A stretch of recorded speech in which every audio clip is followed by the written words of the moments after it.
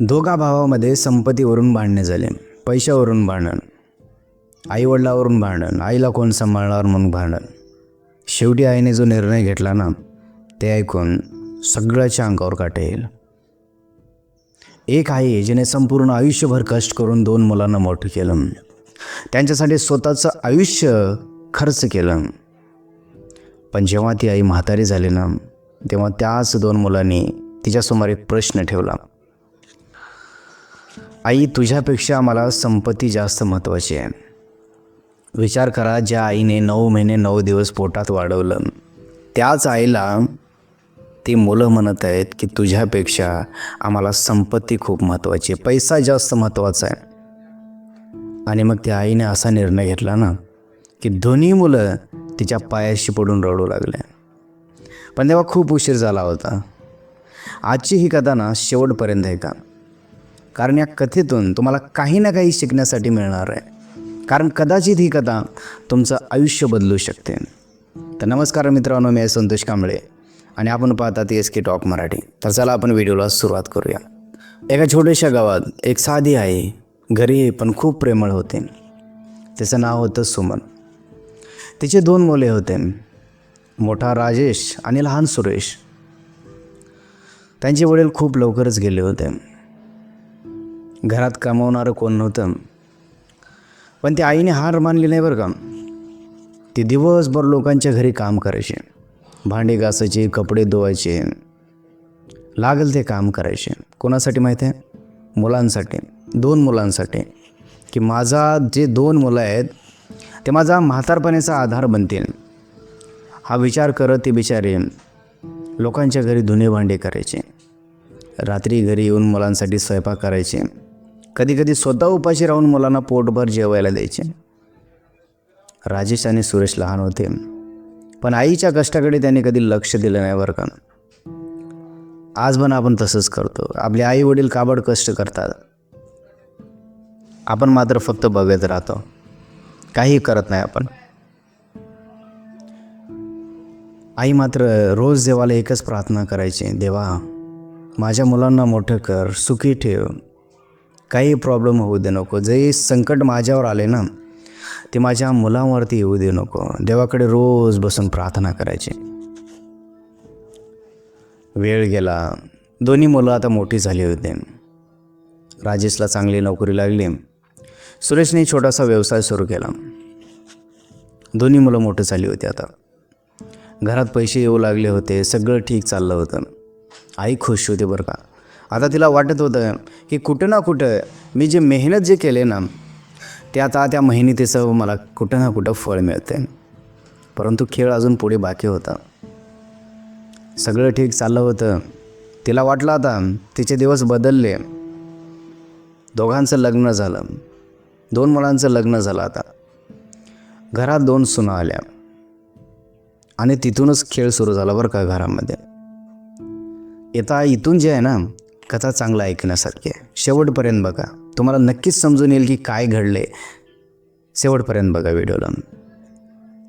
आता चालू होता सुरुवातीला खेळ घरामध्ये. लहान सहान गोष्टीवरून वाद. तुझा नवरा जास्त कमवतो आणि तुझं घरात जास्त ऐकतात.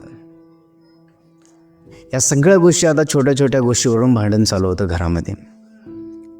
आणि काय झालं माहिती आहे, हळूहळू त्या वादांनी ना मोठं भांडणाचं रूप घेतलं.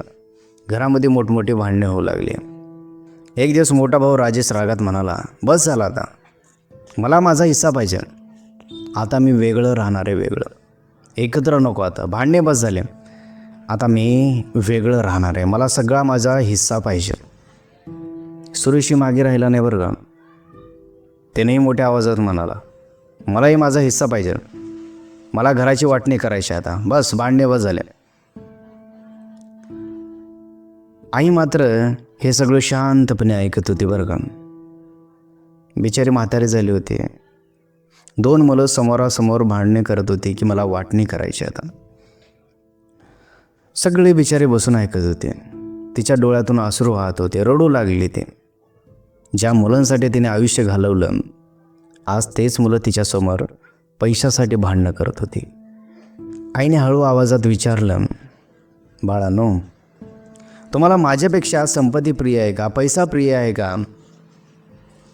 दोघे काही बोलू नाही शकले, कारण त्यांच्या चेहऱ्यावरती स्पष्ट उत्तर दिसून येत होतं की आईपेक्षा संपत्ती प्रिय आहे. म्हणून तर भांडण होत होते ना.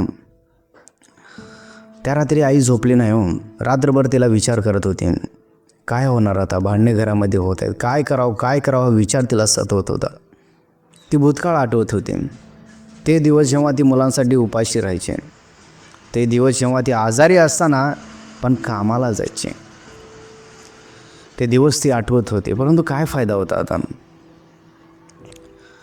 त्याच मुलांना तिची किंमत आज नव्हती बरं का.